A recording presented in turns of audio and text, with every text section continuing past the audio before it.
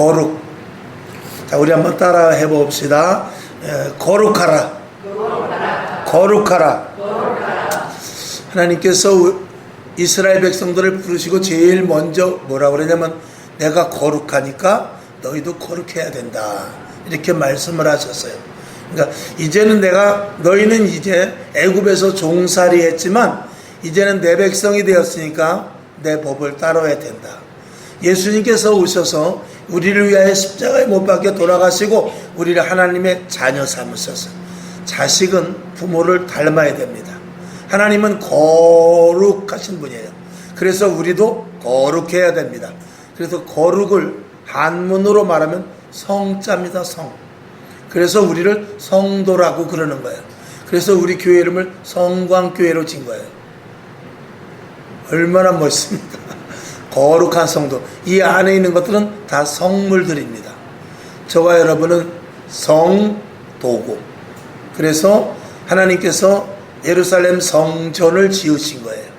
오늘도 여기가 우리가 교회라지만 우리 안에 주님이 계시기 때문에 성전된 몸이라고 그러고, 성전된 몸을 가진 지체로서 이 자리에 모여서 예배드리는 장소가 교회인 것입니다. 그러니까 교회보다 더 거룩한 장소는 이 세상에서 없습니다.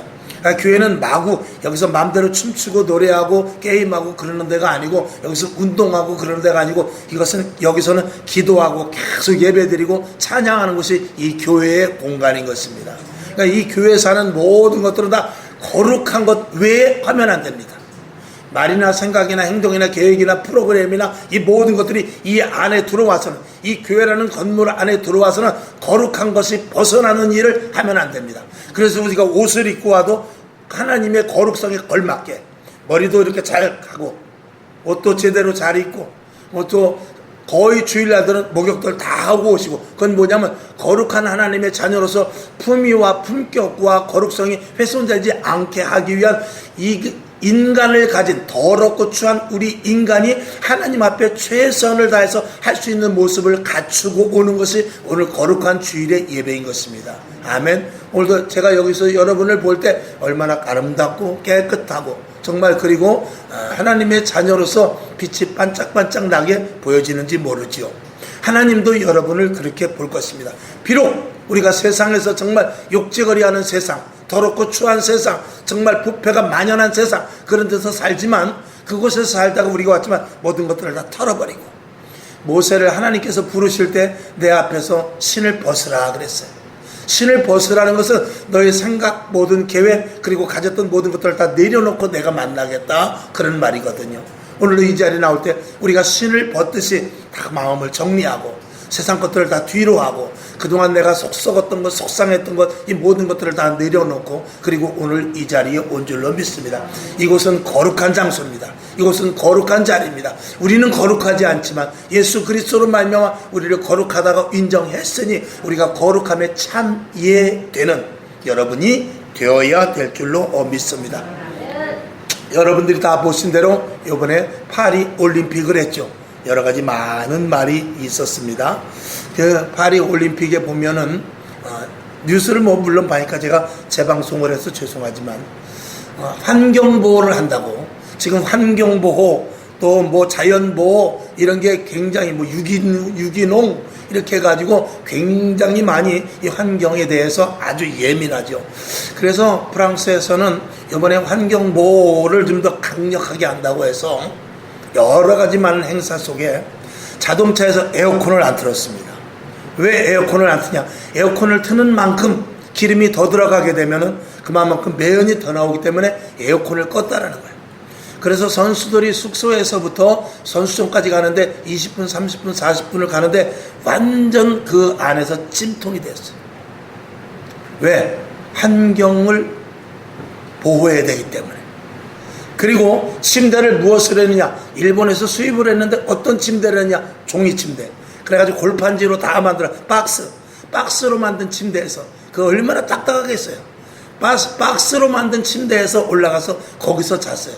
그러니까 선수들이 잠을 잘 자야 되는데 막 불편하고 그러니까 그 바깥에 나가서 오히려 호텔을 얻어가지고 숙소를 따로 얻은 그런 나라들이 얼마나 많은지 몰라요. 그리고 창문마다 카텐을 다 없앴습니다. 왜? 카텐이 다 그게 그런 것들도 다 이 화학 제품으로 만든 거기 때문에 그런 걸 쓰면 안 된다 그래가지고 창문마다 카텐이 없어가지고 여자들이 옷을 못 갈아입었다라는 거야. 참 희한하죠.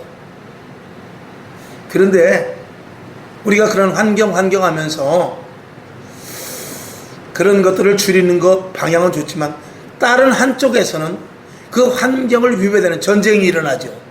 지진이 일어나죠. 또 화산이 일어나죠. 이런 자연적으로 일어나는 것도 막지 못하고 또 자기 자신들이 먹고 마시는 것은 얼마나 또 음식물들을 많이 버리는지 몰라요. 자, 그건 그렇다 치더라도 그러면 자, 산을 깎지 않고 풀을 베지 않고 그리고 환경을 그냥 두면서 강을 인위적으로 꺾은 강들을 똑바로 하지 않고 댐도 쌓지 않고 하는 건 좋은데 환경을 보호한다고 하면서 실질적으로 망가지는 건 뭐냐? 심령이 다 망가지고 있다 이 말이에요. 마음의 평안이 가져야 되고 마음을 바로 가져야 되고 사람이 정신을 똑바로 갖고 정직해야 되고 진실하고 신실해야 되는데 환경단체나 이런 데 보면은 그런 데서 일하는 사람들 또 저 해외의 그 어떤 NGO 이런 그 선한 사역을 하는 사람들이 그들의 부패가 얼마나 많이 있는지 몰라요. 가난한 사람들을 돕는다고 선교를 하고 가난한 사람들을 돕는다고 돈을 걷어가지고 나가는 정십자라든지 이런 환경단체가 많이 썩었다는 그런 뉴스가 얼마나 많이 나옵니까? 그러면 산에 나무를 심는 게 문제가 아니라 먼저 어디서부터 사람의 심성부터 깨끗해야죠. 사람의 심성, 사람의 마음, 사람의 양심, 사람의 이런 것들을 먼저 그 속에 선한 것이 들어갈 수 있도록 해야 되거든요. 근데 앞으로 점점 종교가 없어집니다. 이거는 기독교의 말살뿐만이 아니라 모든 사람들을 다 무종교화 시키려고 하는 것이 지금 이 시대 속에서 보이지 않는 마귀의 세력들이 하고 있어요. 그래서 종교는 가치가 없는 것이다. 종교는 보이지도 않는 것이며 그리고 내세가 어디 있느냐? 이 땅에서 유토피아를 만들어야지 하면서 종교를 점점 말살합니다. 그것에 가장 선봉에 있는 것이 기독교고 기독교를 제일 먼저 말살하고 불교, 회교 이런 모든 것들에 대한 종교의 무용론을 이렇게 펼치고 있어서 지금 신세대, 새로운 다음 세대들은 지금 이 교육을 받으면서 모든 종교에 대해서 아주 회의를 갖게 해서 무종교, 아무것도 무종교를 갖지 않는 그런 종교 없이 내 자신을 믿고 그것을 이제 넓은 의미에서 포스트 모더니즘이라고 하는데 이 세상에 정답은 없다. 진리가 어디 있느냐? 다 진리다. 진리가 어디 있느냐? 때린 사람도 다 속이 있어서 때리는 것이고 맞은 사람도 잘못이 있기 때문에 그렇죠. 어떤 법의 질서를 정하는 데 있어서 다 옳다. 기독교도 옳고 불교도 옳고 회교도 옳고 힌두교도 옳고 다 옳으며 그리고 나쁜 사람도 다 그래서 나온 것이 뭐냐면은 인권입니다.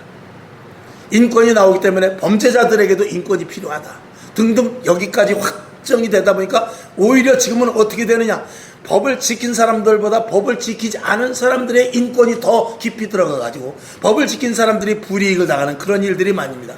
그것이 우리나라에 너무 불이익이 있게 들어왔는데 예를 들어서 지나가다 웬 여인이 쓰러져 있어요. 그래서 보니까 갑자기 막 발작을 하고 질식을 하는데 그것을 잘못해가지고 인공호흡을 해주게 되면 자칫하면 쇠고령 차는 그런 일이 생깁니다. 그러니까 이런 것들은 그 법의 그 테두리를 너무 오버 해석한다든지 이런 것들이 무언가 앞뒤가 잘못됨으로 말미암아 일어나는 일들이죠. 여러분 지금 지나가다가 사람을 도와줘도 지갑을 주워줄 수가 없습니다. 지갑을 주워주고 나면 어떻게 되냐, 여기 분명히 150만 원이 있었는데 지금 저 사람이 주워준 이후로 50만 원밖에 없다 이거야.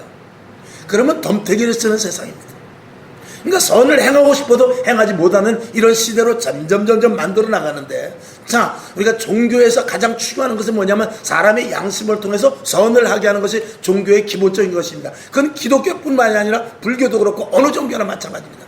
하다못해 저 선앙당에 가서 비나이다 하는 사람들도 그 속에 무엇이 이 중심이 자리 잡고 있냐면 양심이라는 게 있어요. 하늘이 노할까봐, 하늘에서 벼락만 쳐도 내가 무슨 잘못이 있을까, 이런 종교심에 대해서는 양심으로 말미암아 도덕과 윤리가 이렇게 높아지게 돼 있어요. 근데 종교가 없어지면 무엇이 그 자리에 들어오게 되면 법이라는 게 들어오게 됩니다.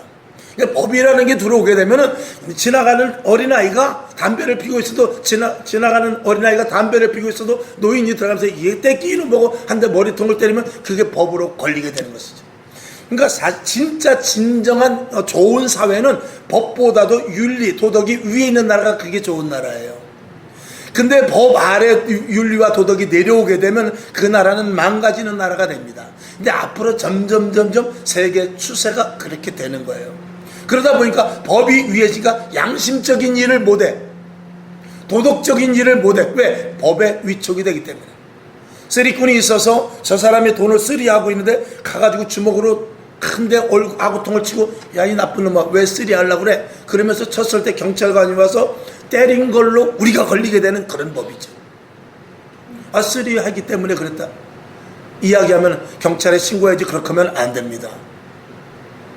그러면 또 쓰리꾼은 뻔뻔하게 뭐냐면 나는 쓰리한 것이 아니라 그 사람 옆에 그 주머니에 뭐가 묻었기 때문에 떼어주려고 한 것이다. 그러면 끝나는 거예요. 그러니까 이런 것들은 다 법 아래 종속되어 있기 때문에 도덕과 윤리가 다 척척하게 무너지는 것이죠. 그런 속에 우리가 살게 되는데 우리 그리스도인들이 끝까지 지켜야 될 것이 뭐냐면 이 거룩인데 세상은 부패해져 가요. 세상은 점점 더러워집니다. 세상은 이제 법이라는 군란, 법은 자기가 만들기 나름입니다. 요번에 법안이 통과됐다면 24만원씩이가 25만원씩 논아주는 게 다 통과가 됐다는 말이 지금 있는데 확실히 제가 뉴스는 못 봤는데 통과됐다고 헤드라인만 봤어요. 기필코 다수에서 하면은 불법도 진법이 되는 것이고 진법도 불법이 되는 거예요.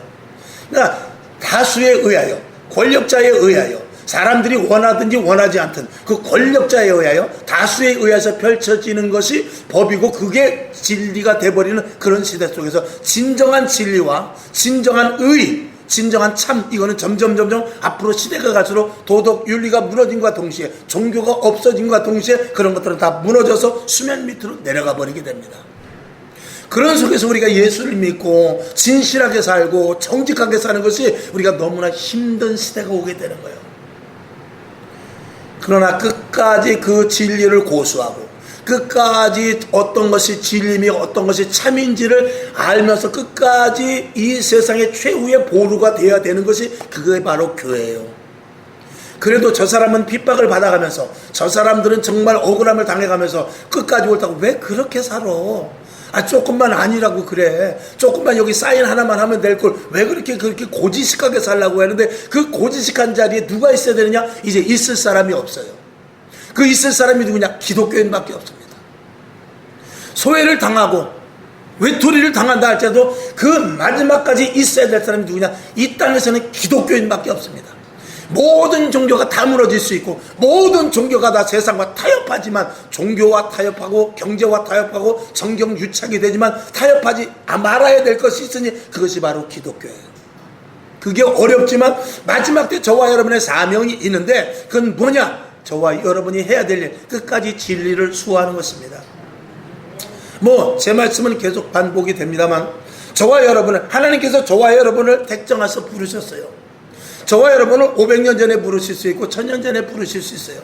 만약에 저와 여러분을 500년 전에 대한민국에서 불렀다면 우리는 그 이조시대 또 혹은 그 이전에 삼국시대 그때 태어났으면 우리는 예수 믿을 수 없죠. 그냥 하나님께서 택한 자들을 부르실 때는 우리가 500년 전에 태어난다 할지라도 기독교 국가로 태어나게 할 수 있죠. 그런데 만약에 500년 전에 종교개혁 시대가 막 시작될 때 그때 종교가 타락이 돼가지고 많은 사람들을 죽일 때 진짜 예수를 잘 믿으려고 하는 사람들을 죽이려고 할 때 그때 만약에 여러분들이 태어났으면 여러분들은 그들 속에서 순교를 했을 수도 있습니다. 여러분들이 택한 백성으로서 2000년 전에 예수를 막 믿어가지고 로마에서 핍박이 일어나고 그럴 때 여러분을 부르셨으면 여러분은 그 자리에서 사자에 죽든지 검투사에 죽든지 아니면 화형을 당해 죽든지 그런 자리에 갈 수 있죠. 만약에 여러분이 6.25 때 성령 충만했다면 여러분이 일제시대 때 성령 충만했다면 그때 죽창에 찔려 죽었을지도 몰라요. 그런데 감사하게도 지금 이 시대에 여러분의 편안한 시대에 예수를 믿게 하신 것 너무나 감사하죠. 그러나 아멘에서 될 일이 아니라 이 시대에 할 일이 있다는 걸 알아야 돼요. 이 시대 마지막 때 할 일은 뭐냐면 진리를 지키는 거예요. 이제는 시대가 부패되어 갖고 이제는 시대가 정말 범법자 그리고 탈법자 이런 자들이 득세하는 이런 시대 속에서 정직하고 진실하며 참됨이 무엇인지를 알려 정말 보이지 않는 싸움 속에서 철저하게 세워야 될 가치를 갖게 하는 그런 교회 그런 성도로 여러분을 부르셨다는 사실을 알아야 돼요. 여기서 벗어나면 하나님께서 저와 여러분을 부르신 이유가 없는 거예요. 그걸 소명이라고 그러고 그걸 사명이라고 그러는 거예요. 그러니까 거기 누구든지 그 시대에 불렀을 때는 부르신 뜻이 다 있는 거예요. 나는 너무나 좋은 시대에 태어났기 때문에 하나님 감사합니다. 너무나 감사합니다. 천만의 말씀. 하나님께서는 부르신 자의 뜻대로 다 사용되기 위하여 그 시대에 불렀다는 사실을 알아야지.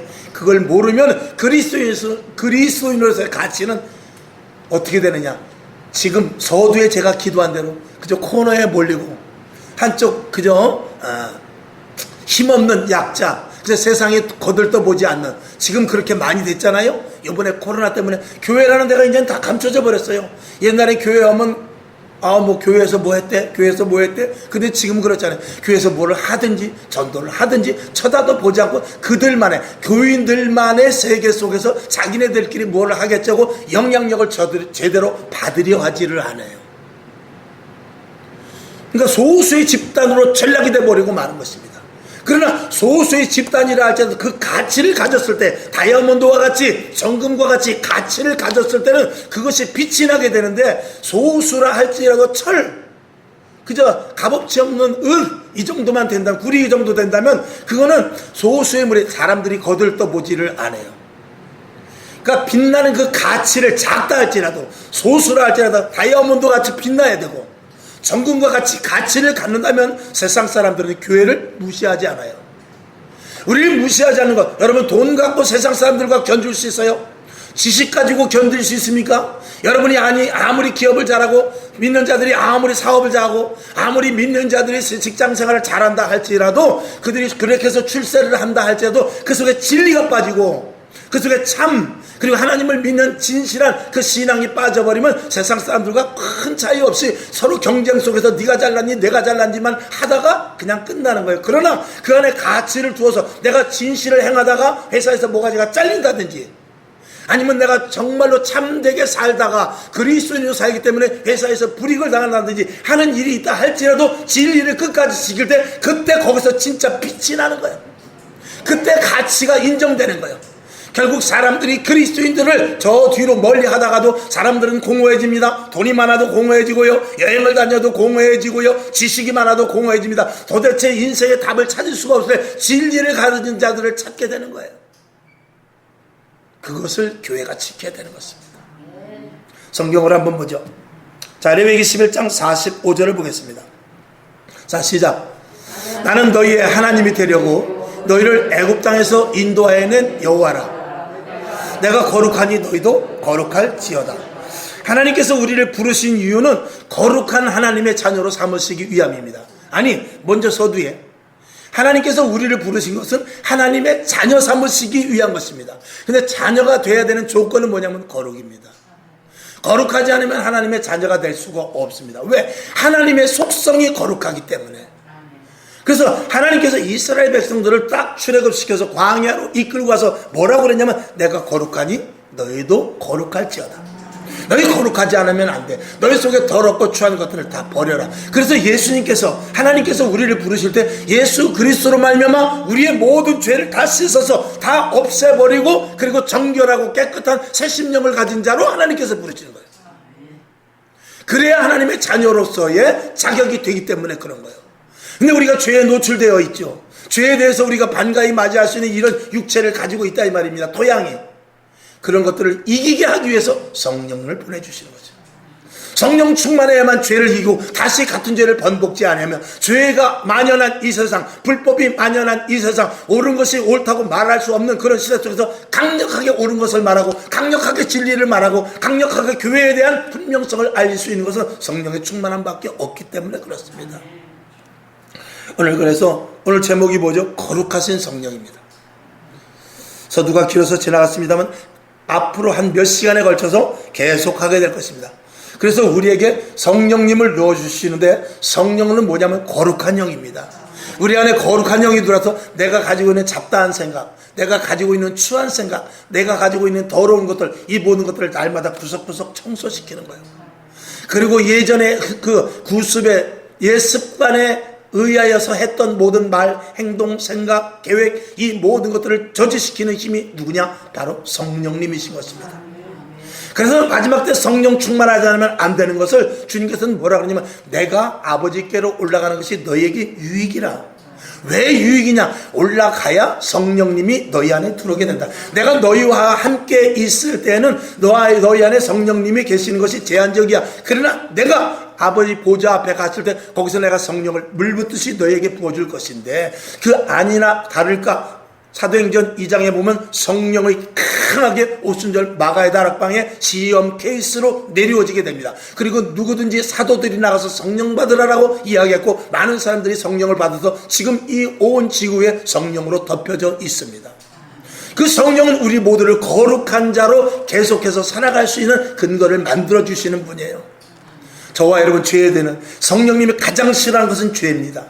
성령님이 가장 싫어하는 것은 세속화예요. 성령님이 가장 싫어하는 것은 세상에 흡수되어서 더러운지 깨끗한지 분별하지 못하는 것을 성령님은 가장 싫어하십니다.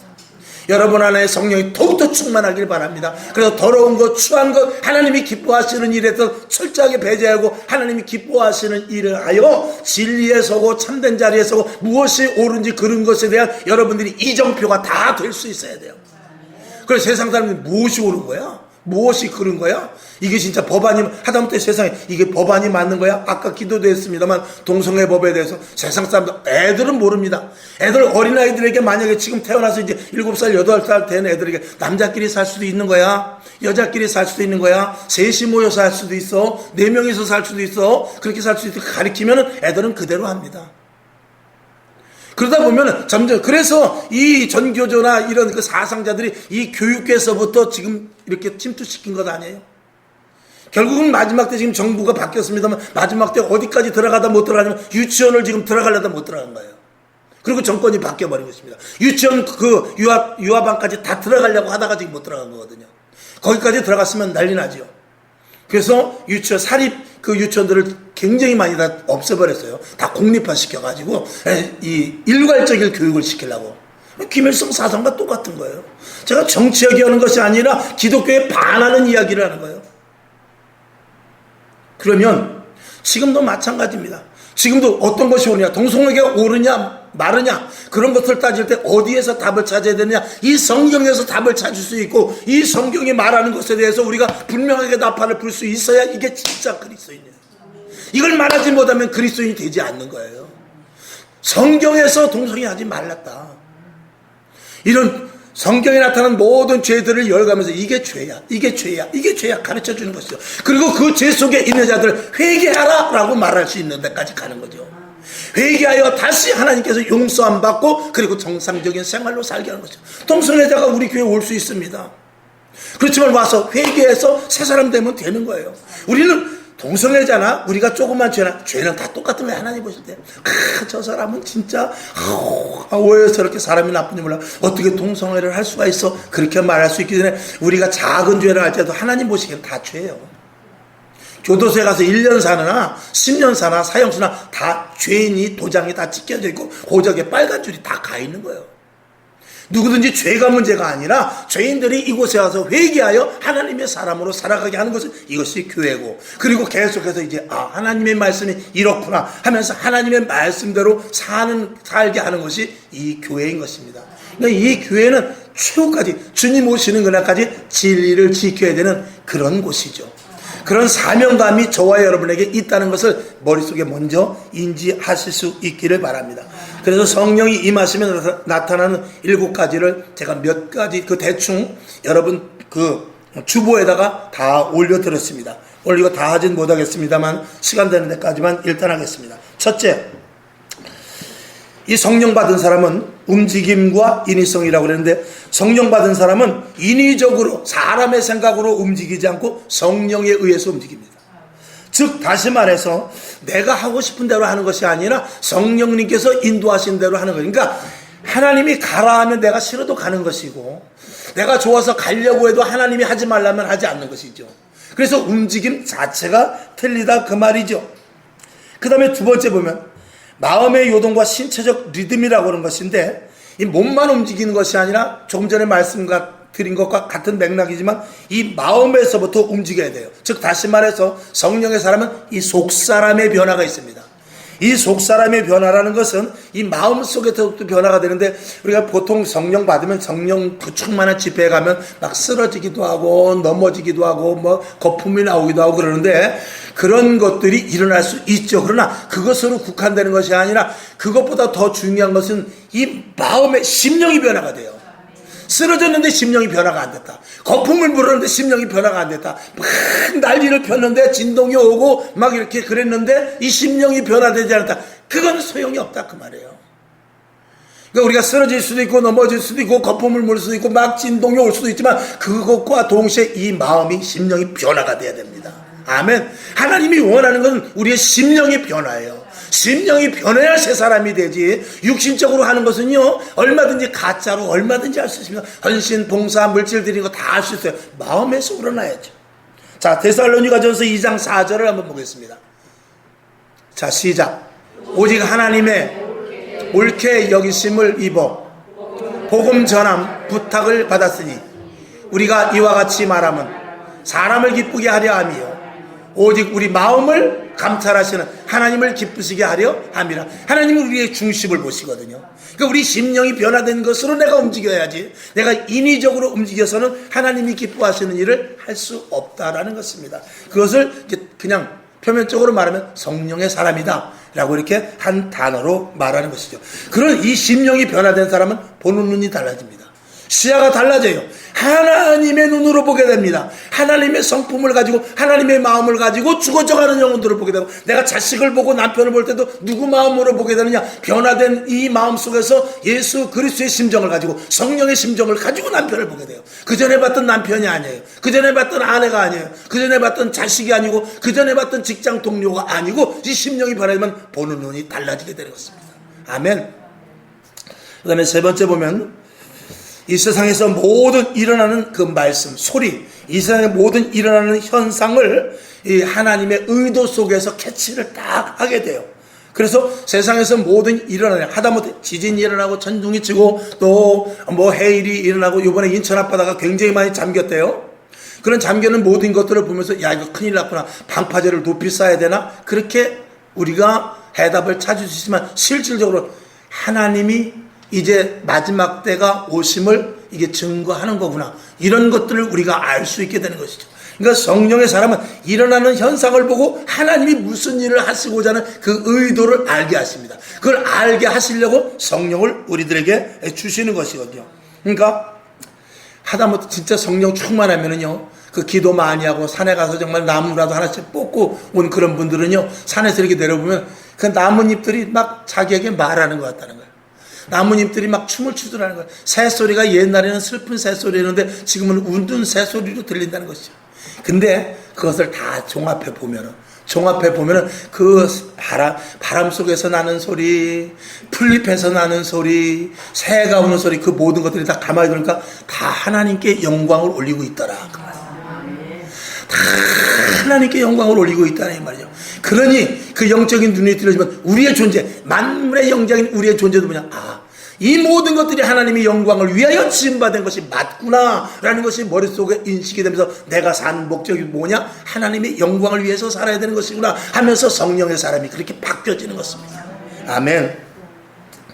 그래서 말이 달라지고 행동이 달라지고 생각이 달라지고 사람을 만나서 대면하는 것들이 달라지는 것이죠. 그 다음에 네 번째, 하나님의 임재하심을 느끼게 되는데 기분에 따라 사람이 움직이지 않습니다.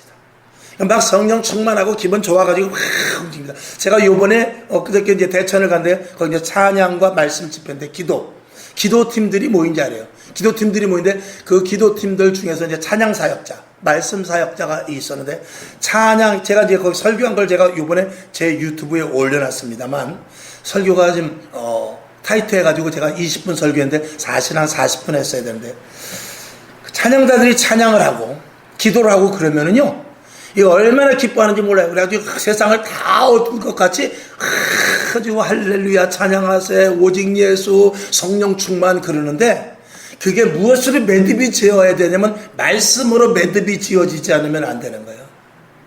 무슨 말씀이냐면 우리가 기분에 따라서 정말 막 기분이 업돼가지고 찬양할 때 손도 흔들고 뭐 뛰기도 하고 벌떡 일어나서 뭐 앞에 나와가지고 춤도 추는데 그것을 말씀의 끈으로 묶지 않으면은 제가 말씀을 드린 대로 풍선을 확 불어. 풍선을 확 불면 풍선이 점점 커지면 그 안에 팽창 나가지고 풍선이 커지니까 이야 요만한 풍선이 이만해졌다. 이게 얼마나 기분이 막 업되는데 그 주둥아리를 딱 놓게 되면 어떻게 되느냐 그 풍선이 그냥 5도 방정 난리를 피다가 땅에 팍 떨어져 버려요. 그 충만했던 것을 말씀의 끈으로 딱 묶어놔야 손으로 일로 통 치면 일로 가고 요로 통 치면 요로 가고 말씀의 끈으로 반드시 묶어놓죠. 여러분 사역자들이 찬양을 잘하다가 설교 시간에 조는 모습을 저는 얼마든지 봤어요. 기도할 때 주여 주여 하다가 한 5분만 지나면 이대로 그냥 조는 사람을 얼마든지 봤어요. 그건 뭐냐 말씀으로 말미암아 제대로 묶어지지 않았기 때문에 그래요. 그래서 집회라는 것은 찬양 집회를 하든지 기도 집회를 하든지 반드시 말씀으로 들어가서 말씀으로 묶어놓지 않으면 모든 집에는 말씀과 찬양과 기도가 잘 어우러져서 하나가 돼야지. 그렇지 않으면 한쪽으로 치우쳐버리면 기분은 좋을지 몰라요. 기분은 업될지 모르지만 그건 기분이지 성령의 완전한 인도하심이 되지 않을 수 있는 것이죠. 오늘도 제가 우리 교회 기도 많이 하잖아요. 그렇지만 제가 또 설교를 얼마나 강하게 합니까? 또 찬양도 많이 하지 않습니까? 이런 것들이 삼박자가 어우러져야 제대로 된 성령의 충만함의 기쁨을 누릴 수 있기 때문에 그러는 거예요. 사도행전 교회는 그랬습니다. 초대교회는 그랬단 말이죠. 자, 그 다음에 5번째 통찰과 직감인데 이 분명한 확신. 우리는 어떤 일을 하는데 직감적으로 할 때 있어요. 세상 사람들도 직감이 있습니다. 이건 아닌 것 같다. 근데 성령의 사람은 그 직감 정도가 아니라 확신을 갖게 돼요. 이건 분명히 아니다. 그래서 옆에 사람이 빨리 비행기 타. 아니야 나 타고 싶질 않아. 빨리 버스 타고 싶질 않아. 빨리 이거 먹고 싶질 않아. 빨리 가고 싶질 않아. 그럴 때가 있어요. 근데 그게 직감적으로 느껴서 안 하는 사람들도 있지만 그게 성령의 사람은 직감이 아니라 분명한 확신. 안 돼. 나 오늘 가면 안 되겠어. 자꾸 마음에서 가지 말라고 그래. 자꾸 마음에서 먹지 말라고 그래. 자꾸 마음에서 그 사람 만나지 말라고 그래. 자꾸 마음에서 하지 말라고 그래. 이런 것들이 오는데 그런 것들에 대해 완전한 순종이 이루어지는 것이 성령의 사람입니다. 여러분에게 이 성령의 충만함이 있기를 주님의 이름으로 축원합니다. 고린도후서 2장 11절을 봅시다. 자, 시작. 이는 우리로 사단에게 속지 않게 하려 함이라. 우리가 그 괴계를 알지 못하는 바가 아니로라. 아멘. 우리가 사단의 괴계를 다 안단 말입니다. 근데 속아 넘어가요. 세상에 눈에 보이는 거, 저 사람이 말하는 거 다 그럴듯해요. 근데 분별력을 가지면 저건 아니다. 이건 내가 속는 거다. 그걸 알고 있는 것이죠. 야고보서 1장 16절. 시작. 내 사랑하는 형제들아 속지 말아라. 속지 마라. 당장 내 주머니에 돈 들어온다고 그게 유익이 아니에요. 당장 내가 높임을 받는다고 내가 잘했구나. 천만의 말씀. 하나님이 주시고 하나님이 높여주시지 않는 모든 것들은 다 사상누각, 다 모래 위에 세운 성에 다 무너집니다. 다 쓰러집니다. 다 망가져버려요. 건강, 물질, 내 아내, 내 남편 오늘 하루쯤에 사라질 수도 있는 거예요. 오늘도 유튜브로 방송이 나가죠. 많은 곳에서 유튜브로 방송을 합니다. 유튜브 청취자가 1000명이 넘는 그런 교회도 있어요. 또 어떤 유튜버들은 음악을 들려주는데 그 음악의 밑에 그 청취자들이 10,000명이 되는 데도 있어요. 또 정치 시사 같은 걸 하면은 수천 명씩 거기서 댓글 달면서 그 인기 있는 정치인이 나와서 하면은 댓글을 많이 달아요. 우리 교회는 뭐 댓글 달아봐야 10명도 안 돼요. 그런데 저런 것이 하루아침에 무너질 수 있는 거예요. 오늘도 전기만 다 나가면 저건 아웃이에요. 인공위성 하나만 없으면 자동차는 다 쓰는 거예요. 내가 인천을 가야 되는데 내비게이션이 떠야 인천을 가지. 그때는 지도가 보이질 않아요. 그때는 이정표가 보이질 않아요. 왜? 이정표를 보는 습관이 없어졌기 때문에. 오늘 온라인으로 예배 드리다가 예배를 왜 못 나오느냐? 예배 드리는 습관이 없어졌기 때문에 그래요. 온라인 예배를 드리면서 어떻게 해서든지 교회로 나오려고 애써야지. 온라인 예배가 좋겠다. 여러분, 좀 시간이 가서 죄송하지만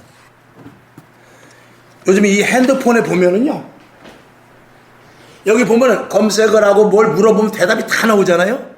특별히 뭘 물어볼 수 있냐면은, 기독교가 지금 코로나 때문에 굉장히 교회가 문을 많이 닫았는데, 그리고 앞으로 기독교 이 복음도 전파도 잘 안 되고, 전도도 잘 안 되고, 그리고 이 기독교가 점점 위축되는 이 시대 속에서 어떻게 해야 기독교가 활성화되겠느냐, 이걸 물어보면 대답이 쫙 나와요. 아주 멋진 대답이 나와요.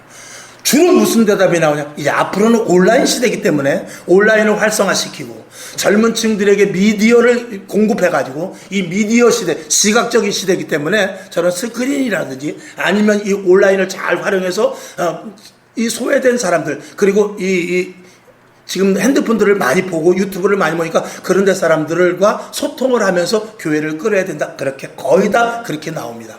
그게 정말로 맞고 그렇게 하는 목회자들도 많습니다. 그러나 그건 틀린 거예요. 그렇게 했다가 벼락 맞는 거예요. 오늘 아침에 온라인이 끊어지면 어떻게 할 거예요? 온라인이 끊어지면 어떻게 할 거예요? 그랬을 때 예배 드렸던 사람은 예배로 오지만 예배를 드리지 못하고 처음부터 온라인에 접했던 사람은 예배 드리지 못합니다. 기도를 어디서 해요? 온라인, 아니, 스마트폰 놓고 그 집에서 기도 얼마 하겠어요? 교회 와서 뜨겁게 함께 기도하고, 여러분 콘서트장을 가도요, 야구장을 가도 그렇고 경기장을 가도 그렇고, 그 현장감과 TV나 라디오에 듣는 것은 천만의 말씀, 천지차이입니다. 하나님, 오늘도 이제 제 육성으로 듣는 것과 이 온라인으로 듣는 것의 차이는 이루 말할 수 없습니다. 그러니까 온라인으로 부득이하게 말씀을 들었지만 그럼에도 불구하고 우리가 시간 나고 환경이 되면 빨리 교회로 나와야 되겠다는 그 마음을 가질 때는 은혜가 될 것이에요. 그러나 나는 이제 온라인으로 익숙해져서 온라인화 시킬 것이다 하는 사람은 반드시 망합니다. 단언합니다. 여러분, 예배는 모이는 거예요. 교회는 한 지체가 되는 거예요. 그래서 성경은 사도 바울이 뭐냐면 교회는 한 몸이라고 그랬어요. 한 지체라고 그랬어요. 하나라고 그랬어요. 그래서 몸의 비유를 해서, 예수님의 몸의 비유를 해서 사도 바울은 교회를 말하고 있는 거예요. 공동체라 그 말입니다. 혼자 개인이 아니라 그 말이죠. 자, 그 다음에 여섯 번째.